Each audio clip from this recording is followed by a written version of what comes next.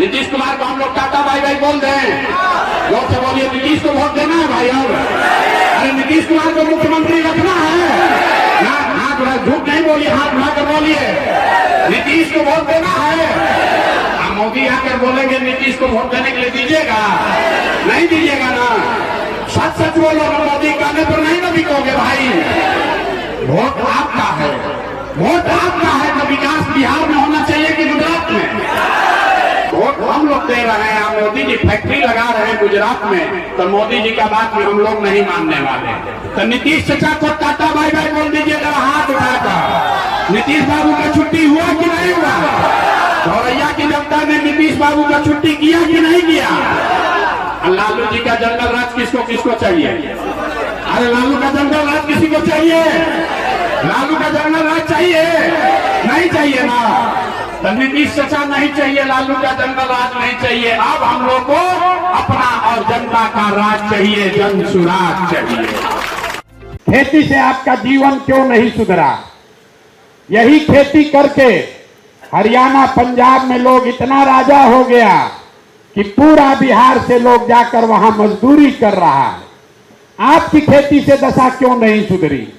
वो इसलिए कि बिहार में समाजवाद का राजनीति हुआ, गरीब का बात हुआ, लेकिन भूमि सुधार लागू नहीं किया गया।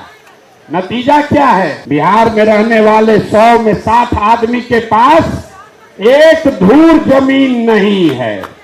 देश के स्तर पर 100 में 38 आदमी के पास जमीन नहीं है, लेकिन बिहार में 100 में 60 आदमी के पास जमीन है ही नहीं। तो बेचारा खेती करेगा कैसे? जो बच गए 40 आदमी जिनके पास जमीन है, वो 40 में 35 आदमी ऐसा है जो 2 बीघा या उससे कम का खेती करता है। तो जो बिहार में खेती है, ये कमाने वाला खेती नहीं है, ये खाने वाला खेती है। जो खेती करने वाले लोग हैं उनको मालूम है कि खेती करके दाल भात चोखा का जुगाड़ हो जाएगा, नून तेल का जुगाड़ है, साड़ी कपड़ा धोती खरीद सकते हैं।